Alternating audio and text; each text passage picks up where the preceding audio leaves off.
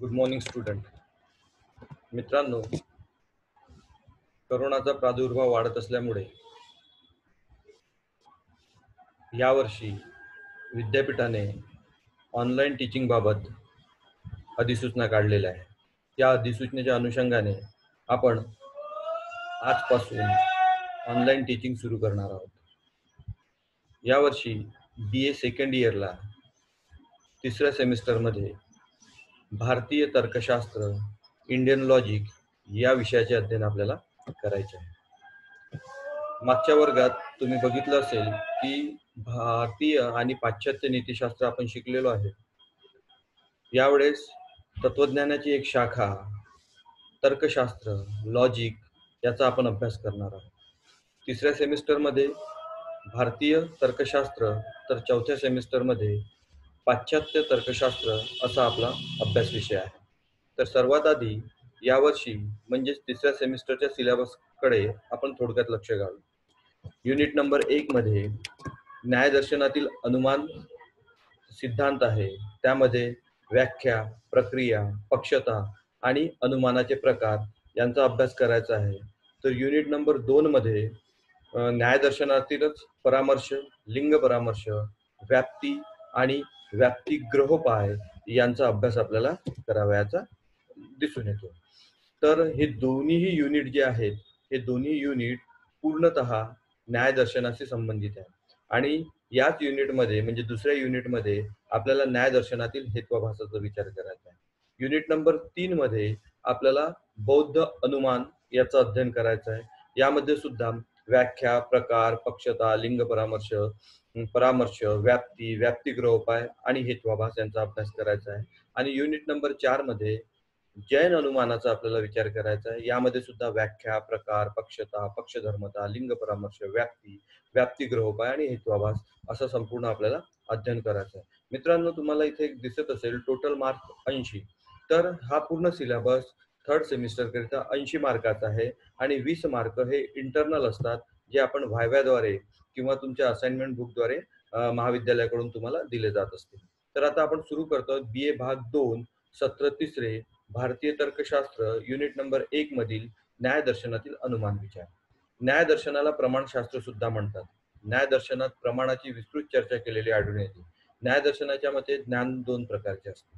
तर एकूण भारतीय तत्वज्ञानामध्ये 9 दर्शने आपल्याला दिसून येतात.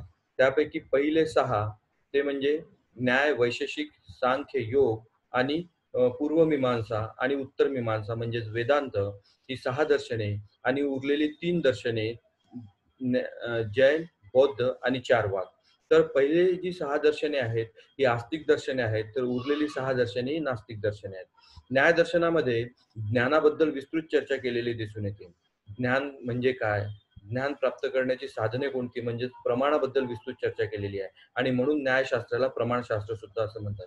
न्यायाच्या मध्ये ज्ञान 2 प्रकारचे आहे. एक आहे प्रमा अर्थात यथार्थ ज्ञान आणि दुसरं आहे अप्रमा अर्थात अयथार्थ ज्ञान.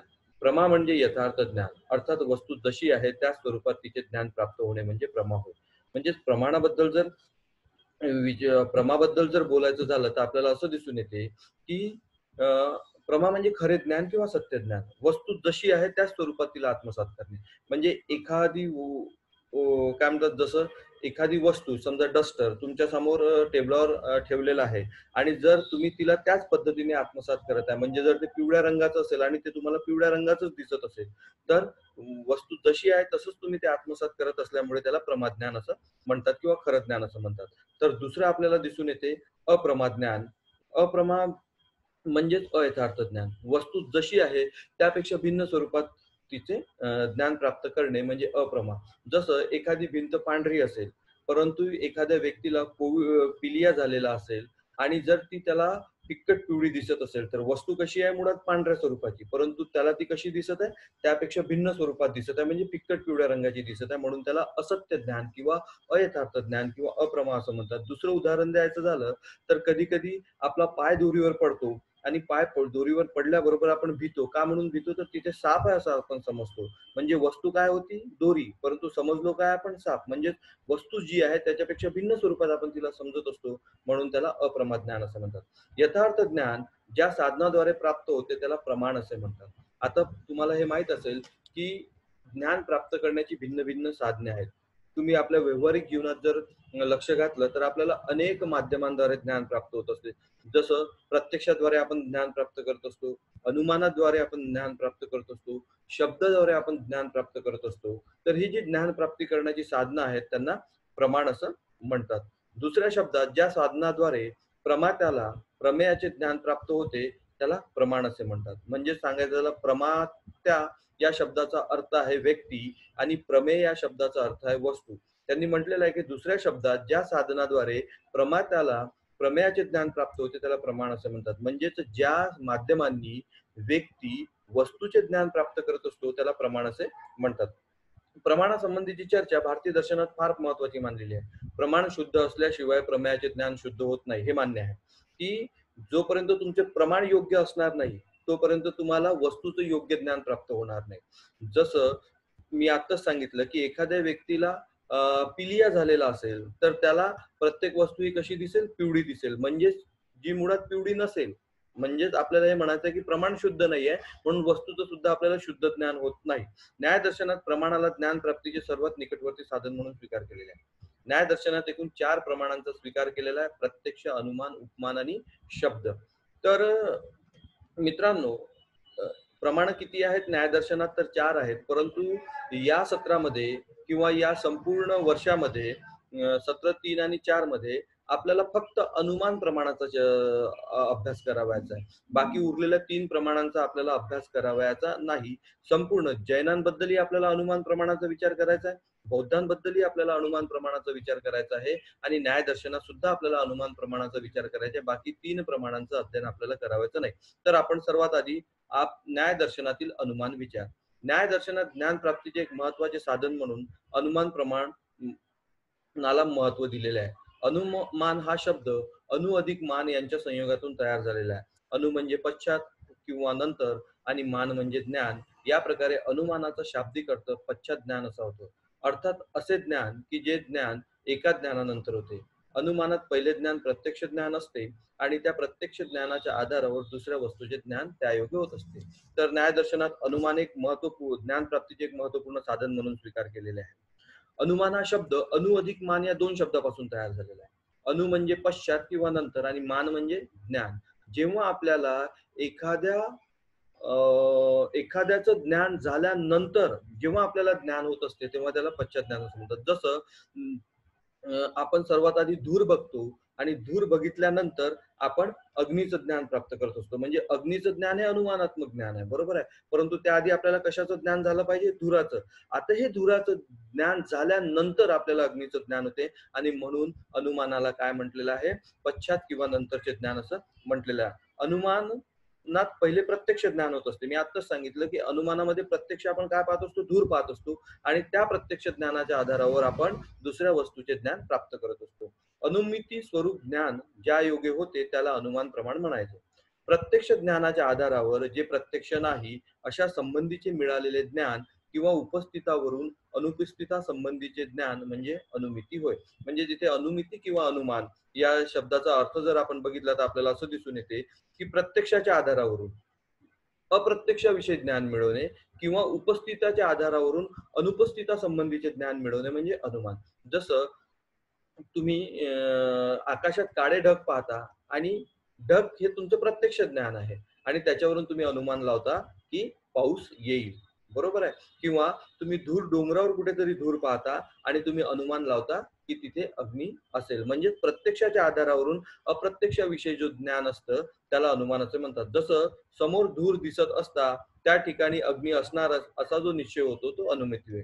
उपस्थिताच्या बळावरून अनुपस्थिता संबंधीचे ज्ञान होऊ शकते. याचे कारण जे उपस्थित आहे ते अनुपस्थितीचे गमक किंवा चिन्ह आहे. म्हणजेच त्यांना असं म्हणायचं आहे की आपण उदाहरणांच्या साहाय्याने समजून घेऊ. धूर आणि अग्नी याचंच उदाहरण घेऊ की धूर हे उपस्थित आहे आणि अग्नी हे अनुपस्थित आहे. दूर आपल्याला कुठेतरी धूर दिसतो आणि आपण तिथे असं म्हणत असतो की तिथे आग लागली असेल. बरोबर आहे. उपस्थित काय आहे? धूर, आणि त्याच्यावरून आपण अनुपस्थित अग्नीचं ज्ञान प्राप्त करत असतो. तर जेव्हा ही प्रक्रिया होत असते, तेव्हा उपस्थित जे आहे ते गमक आहे किंवा चिन्ह आहे किंवा खून आहे. बरोबर आहे. की ते आपल्याला ते चिन्ह किंवा खून आपण बघत असतो आणि त्या चिन्ह किंवा खुनाच्या आधारावरून आपण अनुपस्थिताचे म्हणजे अग्नीचे ज्ञान प्राप्त करत असतो. त्या गमक अथवा चिन्हास लिंग म्हणतात. लिंग म्हणजे खूण किंवा चिन्ह. लिंग हे ज्याचे चिन्ह किंवा खूण असते त्याला लिंगी असे म्हणतात. धूर हा अग्नीचे लिंग होय व धुराच्या अपेक्षेने अग्नी हे लिंगी होय. यावरून लिंग व लिंगी संबंधपूर्ण ज्ञान म्हणजे अनुमान आहे. तर त्यांनी असं म्हटलेलं आहे की जे खून किंवा चिन्ह आहे त्याला आपण लिंग असं म्हणतो, आणि या खून किंवा चिन्हाच्या आधारावरून जे आपण नवीन ज्ञान प्राप्त करत असतो त्याला लिंगी असं म्हटलं जाते. जसं धूर हे आपल्यासाठी लिंग आहे, चिन्ह आहे, खून आहे, आणि या धुराच्या आधारावरून आपण जेव्हा अग्नीचं ज्ञान प्राप्त करत असतो तेव्हा त्या अग्नीला लिंगी असे म्हणतात. आलं लक्षात? म्हणजे धूर हे लिंग आणि अग्नी हे लिंगी. अनुमानाच्या व्याख्या. महर्षी गौतम यांच्या मते ज्या ज्ञानाची वास्तविक दशा प्रत्यक्षाद्वारा परस्पर संबंधाला जाणून एकाचे प्रत्यक्ष करून दुसऱ्याचे ज्ञान होणे म्हणजे अनुमान आहे. म्हणजेच काय म्हटलेलं आहे की ज्या ज्ञानाची वास्तविक दशा प्रत्यक्षाद्वारा परस्पर संबंधाला जाणून एकाचे प्रत्यक्ष करून दुसऱ्याचे ज्ञान होणे म्हणजे अनुमान आहे. म्हणजे तिथेही महर्षी गौतम असं म्हणताय की प्रत्यक्षाद्वारा आपण एक वस्तू पाहत असतो आणि त्या वस्तूच्या आधारावर आपण दुसऱ्या वस्तूचे ज्ञान प्राप्त करत असतो. वात्सायन एका गोष्टीच्या आधारे दुसऱ्या गोष्टीचे ज्ञान प्राप्त करणे म्हणजे अनुमान आहे. वात्सायनने तेच म्हटलेलं आहे की एक गोष्ट आपण बघतोय आणि त्या आधारावरून दुसऱ्या गोष्टीचं आपण जेव्हा ज्ञान प्राप्त करतो तेव्हा त्याला अनुमान असे म्हणतात. गंगेश उपाध्याय यांच्या मते अनुमान असे ज्ञान आहे की ज्याची उत्पत्ती अन्य ज्ञानाद्वारे होते. म्हणजेच अनुमानात्मक ज्ञान काय आहे? अग्नी आहे. याची उत्पत्ती कशापासून झालेली आहे? धुरापासून. म्हणजेच अनुमान हे असं ज्ञान आहे की ज्याची उत्पत्ती अन्य ज्ञानापासून होताना आपल्याला दिसते. वरील सर्व वाक्यावरून स्पष्ट होते की अनुमान असे ज्ञान आहे की ज्यामध्ये पूर्व प्रत्यक्ष ज्ञान आवश्यक असते. उदाहरण घेतलेलं आहे. जिथे जिथे धूर तिथे तिथे अग्नी. पर्वतावर धूर आहे म्हणून पर्वतावर अग्नी आहे. तर आपल्याला पहिले कशाचं ज्ञान होते? प्रत्यक्ष ज्ञान होत असते आपल्याला पर्वतावर धूर आहे, आणि या प्रत्यक्ष ज्ञानाच्या आधारावरून पर्वतावर अग्नी आहे या अप्रत्यक्ष ज्ञान आपण मिळवत असतो, आणि या प्रक्रियेलाच अनुमान असे म्हणतात. वरील उदाहरणावरून स्पष्ट होते की पर्वतावर धुराचं प्रत्यक्ष झाल्यानंतर तिथे अग्नी आहे हे आपल्याला कळते. आपल्याला प्रत्यक्ष तर धुराचे होते, पण त्याच्या आधारावर आपण अग्नीचे ज्ञान प्राप्त करीत असतो. धूर आणि अग्नी परस्पर संबंधित आहे, त्यामुळे धुराचे प्रत्यक्ष होताच आपल्याला अग्नीचे अनुमान होते. प्रथमतः धुराचे ज्ञान होते व नंतर अग्नीचे, आणि म्हणूनच अग्नीचे ज्ञान नंतर असल्या कारणाने त्याला अनुमानिक ज्ञान म्हणतात. मी थोड्या वेळा आधीच समजून सांगितले उदाहरण की प्रथम आपल्याला कशाचं ज्ञान होत असते? धुराचं ज्ञान होत असते, आणि या धुराच्या ज्ञानावरून आपण कशाचं ज्ञान प्राप्त करत असतो? अग्नीचं ज्ञान प्राप्त करत असतो. जसं पर्वतावर धूर पाहून पर्वतावर अग्नी असं म्हणत असतो. कारण धूर आणि अग्नी यांच्यामध्ये एक विशिष्ट प्रकारचा संबंध आहे की जिथे धूर असेल तिथे अग्नी हा 100% असतोच, तो नसतो असं आपल्याला म्हणता येत नाही. आणि म्हणून ही जी प्रक्रिया आहे या प्रक्रियेला अनुमान असे म्हणतात. अनुमानाचे विश्लेषण. जर आपण अनुमानाचं विश्लेषण केलं, या जे आता मी उदाहरण सांगितलं की जिथे जिथे धूर असतो तिथे तिथे अग्नी असते, पर्वतावर धूर आहे आणि म्हणून पर्वतावर अग्नी आहे, याचं जर आपण विश्लेषण केलं तर याच्यात आपल्याला 3 गोष्टी दिसून येतात: हेतू, पक्ष आणि साध्य. आता हेतू, पक्ष, साध्य यांची व्याख्या काय आहे आपण बघू. हेतू. हेतू म्हणजे लिंग, चिन्ह, खूण अथवा साधन होय. ज्या साधनाद्वारे अनुमान केले जाते त्याला हेतू म्हणतात. धूर आणि अग्नीच्या उदाहरणात धूर हा हेतू आहे. मी आधीच सांगितलं की जे आपल्याला प्रत्यक्ष दिसत असते त्याला आपण लिंग, चिन्ह, खूण किंवा साधन असं म्हणत असतो. आणि या लिंग किंवा चिन्ह किंवा खूण किंवा साधन यालाच काय म्हणतात? हेतू असं म्हणतात. धूर आणि अग्नीच्या उदाहरणामध्ये धूर हा हेतू झाला. साध्य. हेतूच्या आधारावर ज्याची आपण सिद्धी करत असतो, म्हणजे जे आपल्यासाठी अप्रत्यक्ष असतं त्याला साध्य असे म्हणतात. म्हणजे धुराच्या आधारावर आपण कशाची सिद्धी करतोय? अग्नीची. म्हणून अग्नी काय झालं? साध्य झालं. म्हणजेच हेतूच्या आधारावर ज्याची आपण सिद्धी करत असतो त्याला साध्य असं म्हणतात. धूर आणि अग्नीच्या उदाहरणामध्ये अग्नी हे काय झालेलं आहे? साध्य झालेलं आहे. आणि नंबर 3 आपल्याला दिसते पक्ष. ज्या ठिकाणी म्हणजे ज्याच्या संबंधाने साध्य सिद्ध करावायचे असते त्यास पक्ष असे म्हणतात. पर्वतावर धूर असून त्या ठिकाणी अग्नीची सिद्धी करावयाची असल्यास पर्वत पक्ष आहे. तर पक्षाची व्याख्या आपल्याला दिसते की ज्या ठिकाणी आपल्याला साध्य सिद्ध करायचं आहे, जसं आपण धूर कुठे पाहतोय, पर्वतावर, आणि त्या पर्वतावरच आपल्याला कशाची सिद्धी करायची आहे, तर साध्याची सिद्धी करायची आहे. तर या साध्याची सिद्धी ज्या ठिकाणावर आपल्याला करायची आहे, जे ते ठिकाण आहे त्याला म्हणतात पक्ष. जसं धूर आणि अग्नीच्या उदाहरणात पर्वतावर आपण धूर पाहतो आणि पर्वतावर आपल्याला अग्नीची सिद्धी करायची आहे, म्हणून पर्वत काय झालेला आहे, पक्ष झालेला आहे. याशिवाय अनुमानात सपक्ष आणि विपक्ष अशी दोन पदे सुद्धा दिसून येतात.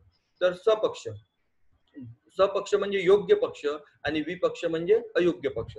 पाहू त्याचे स्वरूप आपण पाहू. ज्या ठिकाणी साध्य धर्म आहे असे निश्चितपणे माहीत असते तो सपक्ष आहे. म्हणजे आपण 100% असं म्हणू शकतो की तिथे साध्य राहू शकते. बरोबर आहे.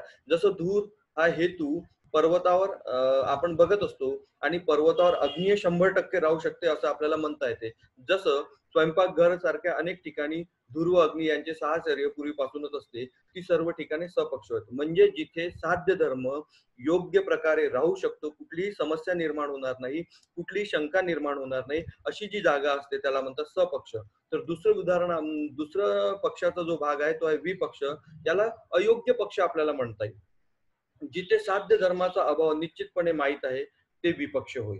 जसे धुरावरून अग्नीचे अनुमान करताना विस्तीर्ण जलाशय हे विपक्षाचे उदाहरण म्हणून घेता येईल. म्हणजे इथे विपक्ष म्हणजे काय, तर जिथे साध्य निश्चितच असणार नाही हे आपल्याला माहित असतं त्याला विपक्ष असं म्हणतात. जसं विस्तीर्ण जलाशय, जलाशय म्हणजे तलाव म्हणा, नदी म्हणा. आता नदीवर अग्नी राहू शकते का, किंवा तलावात अग्नी राहू शकते का, नाही. जिथे जिथे धूर असतो तिथे तिथे अग्नी आहे. तलावात धूर आहे म्हणून तलावात अग्नी आहे. अनुमान बरोबर आहे, परंतु इथे जो पक्ष आहे तो मात्र पक्ष अयोग्य आहे, बरोबर नाही आहे. बरोबर आहे, तो योग्य पक्ष नाही आणि म्हणून त्याला विपक्ष असं म्हणतात. साध्य धर्माशी असंबंध आहे हे निश्चितपणे माहीत असलेल्या कुठल्याही धर्मास विपक्ष असे म्हणतात. म्हणजे ज्याच्या साध्य धर्माशी कुठल्याही प्रकारचा संबंध नाही असा जो पक्ष असेल त्याला विपक्ष असे म्हणतात.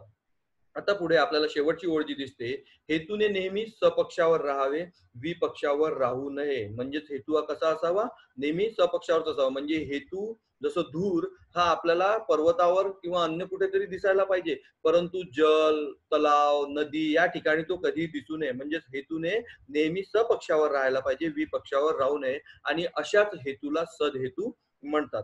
इथे आपला पहिला एक छोटासा टॉपिक आपला इथे संपलेला आहे मित्रांनो. तर या टॉपिक संबंधीचे नोट्स तुम्हाला www.renukacollege.org या साईटला व्हिजिट देऊन तिथे स्टडी फ्रॉम होम ला क्लिक केल्यानंतर, डॉक्टर अतुल महाजनवर क्लिक केल्यानंतर तुम्हाला या विशिष्ट जे मी आता तुम्हाला शिकवलेलं आहे त्याचे नोट्स वर्ड फाईल मध्ये उपलब्ध राहतील. तुम्हाला याविषयी कुठलीही शंका असेल, कुठलीही समस्या असेल, नाही समजलं असेल तर मला व्हॉट्सअप करा किंवा मला फोन करा. आणि जर तुमच्या समस्या समाधानात्मक सुटल्या असतील किंवा तुम्हाला कुठलीही समस्या नसेल तरी पण या टॉपिकवर आपण आठवड्यातून एकदा तरी झूम मीटिंगवर ऑनलाईन मीटिंग घेऊ, झूम ॲपवर ऑनलाईन मीटिंग घेऊ. तरी सर्व विद्यार्थ्यांना माझी अशी विनंती आहे की त्यांनी झूम ॲप आपल्या मोबाईलमध्ये डाउनलोड करून घ्या. याची काळजी तुम्ही घ्या. पुन्हा एकदा सांगतो आहे की इथे जी टिप लिहिलेली आहे ती टिप काळजीपूर्वक वाचा, की वरील संबंधित विषयाचे नोट्स www.renukacollege.org या साईट वरील स्टडी फ्रॉम होमला क्लिक केल्यानंतर, डॉक्टर अतुल महाजनला क्लिक केल्यानंतर आपल्याला उपलब्ध होतील. धन्यवाद.